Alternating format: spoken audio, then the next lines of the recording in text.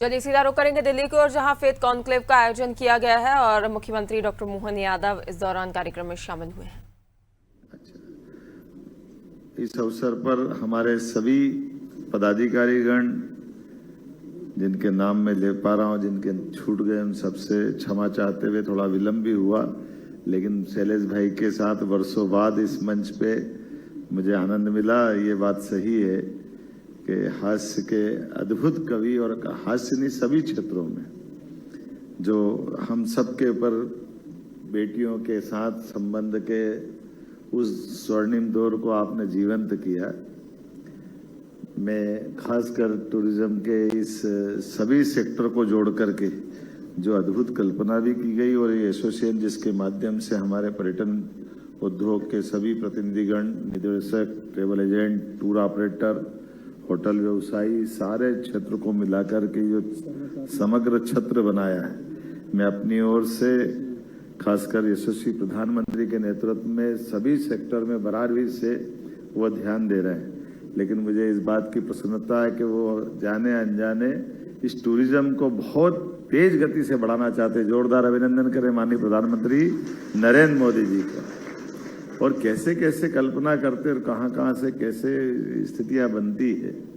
मैं अकेले उज्जैन की बात करूं तो 2022 के पहले बाबा महाकाल का महालोक जहां बनाया गया है, ये मंदिर तो महाजी सिंधिया के समय 250 साल पहले बना है, लेकिन धार्मिक पर्यटन तीर्थाटन के माध्यम से अकेले उस उज्जैन में 2022 के पहले सब मिलाकर के पूरे साल अगर हिसाब लगाए तो 5-7 लाख, 10 लाख, अधिकतर 15 लाख लोग आ जाए तो बहुत बड़ी बात होती है। लेकिन अकेले इस महाकाल मंदिर की बात कर रहा हूं तो आज की स्थिति में 7.5 करोड़ से ज्यादा लोग बाबा महाकाल के दर्शन करने आ रहे हैं। ये पूरा नया दौर का नया समय आया।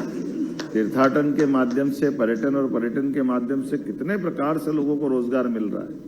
मैं यशस्वी प्रधानमंत्री के इस भाव के आधार पर कि कहीं हमारे विदेशी मेहमान आए तो कहीं तमिलनाडु के किसी देवस्थान पर उनके साथ, कभी सोचा ही नहीं था कि ऐसा भी होता है क्या, कि हमारे लिए तो आमतौर पर अधिकतम ताजमहल से आगे जाते नहीं थे, लेकिन ये बदलते दौर का समय है। आज के समय में हमारी ये इतनी विरासत की लंबी परंपरा है, और ऐसे में पर्यटन विकास के क्षेत्र में खास करके रोजगार के अवसर भी मिल रहे हैं। और प्रधानमंत्री जी ने जो 2047 तक का टारगेट लिया है, ये $3 ट्रिलियन तक का जो कल्पना की है, वाकई अद्भुत है। मैं मध्य प्रदेश की अगर बात करता हूं तो मध्य प्रदेश के अंदर हमारे सभी क्षेत्रों में समान रूप से आज अगर हम भी सबसे तेज गति से इस दिशा में आगे बढ़ रहे हैं, तो हमारे टूरिज्म सेक्टर को बढ़ाने के लिए बढ़ रहे हैं। मैं कल ही अपनी एविएशन पॉलिसी के माध्यम से टूरिज्म को भी आपको केवल जानकारी देना चाहूंगा कि अब मध्य प्रदेश के अंदर इंदौर से उज्जैन, ओंकारेश्वर, इंदौर हेली सर्विसेज हमारा ये बीते 1.5 साल का पहला प्रोजेक्ट था। इतना ही नहीं, हमारे अंदर राज्य के अंदर भी अंतर्वर्ती विमानन सेवाओं के आधार पर हमारे सभी पर्यटकों को आने जाने के लिए, और अंतर्राष्ट्रीय विमान की सेवाओं के लिए पर फ्लाइट 15 लाख रुपया हमारी सरकार के माध्यम से दे रहे हैं, ताकि पर्यटन का हमारा अपना जो व्यवसाय का क्षेत्र है इसमें सभी की संभावना दे। इतना ही नहीं, इसके साथ साथ बहुत सारे प्रकार के अंदर की अच्छी बातें हैं। लेकिन अब तो आप भी खुद भी समाचार पत्रों के माध्यम से भी, कोई एक सेक्टर नहीं, टूरिज्म के माध्यम से लगभग 100 साल पहले एशिया में चीता जीता था, लेकिन अब चीता दौड़ते दौड़ते आपके राजस्थान भी पहुंच रहा है। ये मध्य प्रदेश के अंदर हमारे अपने उस वन्य प्राणी पर्यटन के आधार पर जो बड़ी पैमाने पर संभावना चंबल के क्षेत्र में भी ला रहा है। और भोपाल के अंदर, भोपाल से लगा करके सभी सेक्टर में अगर आप अपनी होटल डालने जाएं तो मैं गोवा के चीफ मिनिस्टर मेरे मित्र हैं, उनसे मैंने बात की, क्या होटल व्यवसाय में क्या मदद करते हैं। उन्होंने कहा कि मैं होटल अगर कोई डालेगा 100 कमरों की, अगर 100 करोड़ की, तो आप कुछ देते हो कि नहीं देते हो। बोले नहीं, हम तो कुछ नहीं देते, बड़ी मुश्किल से लाइसेंस देते हैं। हमने कहा हमारे यहाँ आ जाओ, 100 करोड़ में 30 करोड़ का माफ हमारे यहाँ देते हैं। बोले ऐसा मत बोलना, नहीं तो हमारे गोवा वाले तुम्हारे यहाँ जाने लग जाएंगे। हमने कहा हमको कोई परेशानी नहीं, सभी सेक्टर में समान रूप से बिजली से लेकर भूमि की उपलब्धता तक, और हर एक क्षेत्र में बढ़ने के लिए हर एक स्थान पर, यहाँ तक कि होम स्टे के आधार पर भी अब हमारे हर एक सेक्टर में, क्योंकि बहुत सारे ऐसे सेक्टर हैं जहां हमारे लिए बड़े भवन बनाने के लिए एक चुनौती भी है, लेकिन फिर भी सभी क्षेत्रों में बढ़ावा देने के लिए हमारी सरकार के माध्यम से लगातार हम काम कर रहे हैं। और मैं इस अवसर पर खासकर ये इतना बताना चाहूंगा, एक वर्ष में 13 करोड़ से ज्यादा टूरिस्ट हमारे राज्य में बीते वर्ष आए हैं। जरा आप बात कर रहा हूं तो आनंद आना चाहिए, हाथ बात खोल के ताली बजा करके टूरिज्म वालों की बात कर रहा हूं तो मुझे आनंद आना चाहिए। मैं शैलेश भाई की तरह तो कविता नहीं सुना सकता हूँ, लेकिन मेरी बात के साथ समर्थन तो मांग ही सकता हूँ। मुझे मालूम है कि टूरिज्म वाले देते तो दिल खोल के ही देते, वो कंजूसी नहीं करते, लेकिन मुझे मालूम है कि ये ताली क्यों नहीं बजाते। जिनके हाथ में नोट गिनने का काम, वो काहे का ताली बजाने का काम करे, वो जिसको बजाना वो बजाए।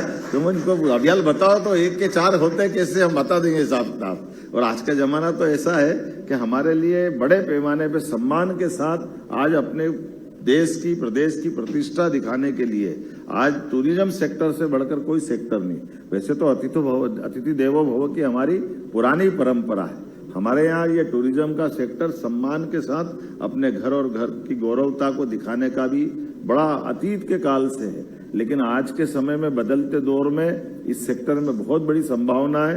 मध्य प्रदेश के अंदर 2 ज्योतिर्लिंग से लगाकर के सभी देवस्थान पर हमारी सरकार अलग अलग प्रकार से धार्मिक पर्यटन का भी काम कर रही है, लेकिन इसके साथ साथ हर सेक्टर के लिए, खास करके रूरल डेवलपमेंट में भी जब काम कर रही है, तो बड़े पैमाने पर आदिवासी अंचल में भी पर्यटन की बहुत संभावना लगी।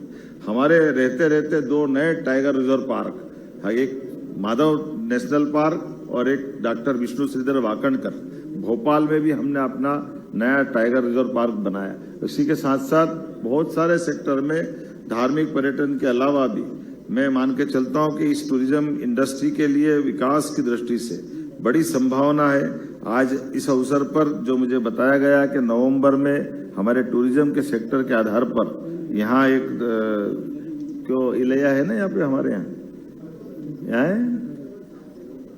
अक्टूबर 7 से 9 तक विस्तार से पर्यटन के क्षेत्र में मध्य प्रदेश की संभावनाओं को लेकर के आपके पूरे अलग अलग सभी सेक्टर वालों को बुला करके इसमें कार्यक्रम देखा जा रहा है। इसी के साथ उज्जैन में 2028 में सिंहस्थ का मेला होने वाला है, जिसको अगर ये कुंभ का मेला इलाहाबाद और अगर हरिद्वार में होता है तो कुंभ की राशि के बलबूते पर उसको कुंभ कहा जाता है, लेकिन सिंहस्थ अर्थात बृहस्पति जब सिंह राशि में प्रवेश करते हैं तो उसको सिंहस्थ कहते हैं। ऐसे में उज्जैन में होने वाली उस समय की गतिविधि लगभग 30 से 40 करोड़ यात्री आने वाले हैं। और आज की स्थिति ये हो गई कि हमारे पास उज्जैन सहित उज्जैन, इंदौर, पूरे मालवा मेट्रोपॉलिटन सिटी का जो इलाका हमने तय किया है, बड़े पैमाने पे इसकी संभावना हमारे टूरिज्म सेक्टर को भी है और आर्थिक दृष्टि से भी ये हमारा एनसीआर दिल्ली के बाद सबसे बड़ा सेक्टर है, जहां हम अपने उस पूरे क्षेत्र में विकास की बड़ी संभावना देख रहे हैं, जिसमें टूरिज्म सेक्टर के लिए भी बड़ी गुंजाइश है। आइए हम सब मिलकर मध्य प्रदेश से जुड़ें और मध्य प्रदेश के साथ साथ आपके व्यापारिक व्यावसायिक संबंध भी बने, हेल्थ सेक्टर से लगा करके सभी सेक्टर में। अगर आज का जमाना तो ऐसा हुआ है कि हमारे हेल्थ सेक्टर में भी हॉस्पिटल भी अगर आप बनाना चाहते हैं तो हॉस्पिटल में भी 30% की सब्सिडी दे रहे हैं। और अपने लिए केवल हॉस्पिटल में भी एलोपैथिक नहीं, आयुर्वेदिक भी अगर आप करना चाहते हैं, और बल्कि अब तो आज के समय में जिस प्रकार से हमारे टूरिज्म के आधार पर जो मेडिकल टूरिज्म का सेक्टर बना, एजुकेशन टूरिज्म का हर एक क्षेत्र में मध्य प्रदेश के साथ तेज गति से बढ़ रहा है। 1956 में मध्य प्रदेश बना, लेकिन 56 में बनने वाला मध्य प्रदेश 1956 के बाद 2002-3 तक केवल 5 मेडिकल कॉलेज लेकर था। आज की स्थिति में है अकेले हमारी 2.5 साल की सरकार में 9 मेडिकल कॉलेज तो हमने खोल दिए और आज 33 मेडिकल कॉलेज मध्य प्रदेश में बने, जिसके आधार पर बड़े पैमाने पर मेडिकल टूरिज्म का भी बहुत बड़ा सेक्टर बन रहा है। और इसी के साथ साथ अंदर की बहुत सारी बातों के लिए मैं लंबे समय तक बोल सकता हूं, लेकिन अभी थोड़ा समय की कमी पड़ रही है। अभी मैं 4 दिन पहले कुकरू नामक स्थान पे गया था, और कुकरू ये हमारा वाकई पचमढ़ी के बाद ये सबसे अच्छा सेक्टर है, लेकिन इस सेक्टर के अंदर भी 1945 में काफी के वृक्ष लगाए थे और काफी के किसानों को आय दिलाने के लिए शुद्ध चाय के बजाय कॉफी हमारे यहाँ मध्य प्रदेश में उत्पादित होती है। ये बड़ा नया सेक्टर भी, लेकिन रिलीजियस के साथ रूरल टूरिज्म के लिए भी बड़ी संभावना का आदिवासी अंचल का क्षेत्र है, जहां प्रातःकाल का सूर्योदय और सूर्यास्त वो अद्भुत दिखाई देता है। खास एक और बात, जैसे ग्रीनविच लंदन के पास का स्थान सब परिचित है, लेकिन ग्रीनविच में समय की गणना अगर अपनी घड़ी से देखा जाए तो रात को 12 बजे हमारे यहाँ समय बदलता है। ये हमारी परंपरा नहीं। 300 साल पहले तक समय गणना का जो सबसे शुद्ध केंद्र था वो भारत था, और भारत में वो स्थान काल गणना की नगरी मतलब समय की नगरी उज्जैनी से था। बाद में हम कमजोर हुए, फ्रांस का समय आया तो 50 साल तक फ्रांस की राजधानी पेरिस से वो समय की गणना होती रही। उसके बाद जब अंग्रेजों का समय आया तो 250 साल से ग्रीनविच से वो समय का स्टैंडर्ड टाइम तय होता है। लेकिन सच में वैदिक घड़ी के आधार पर आज के समय में समय गणना का केंद्र वापस भारत आ रहा है, और भारत की बात का समर्थन करने के लिए आसपास के सारे साउथ एशिया के देश और उससे आगे बढ़कर यूरोप तक के भी कई देशों ने इस बात को स्वीकार किया कि वाकई समय गणना की दृष्टि से वापस भारत की तरफ आना पड़ेगा।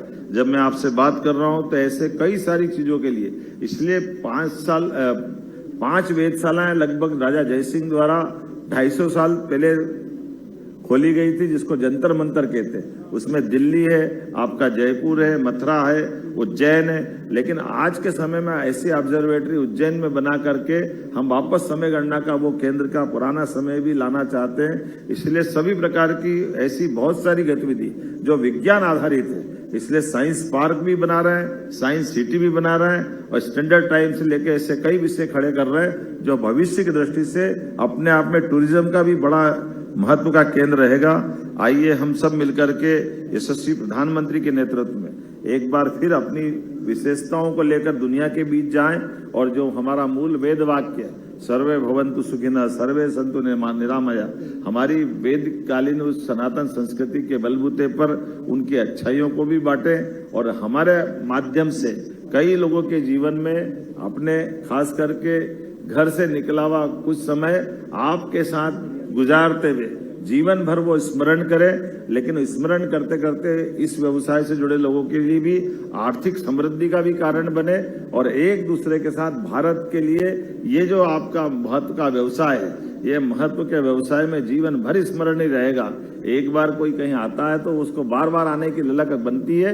उसमें परमात्मा ने इस व्यवसाय से जुड़े हुए लोगों को मौका दिया है। ऐसे में आप सबके प्रति शुभकामना देते हुए अपनी बात को समाप्त करता हूं। बहुत बहुत धन्यवाद। भारत माता की जय।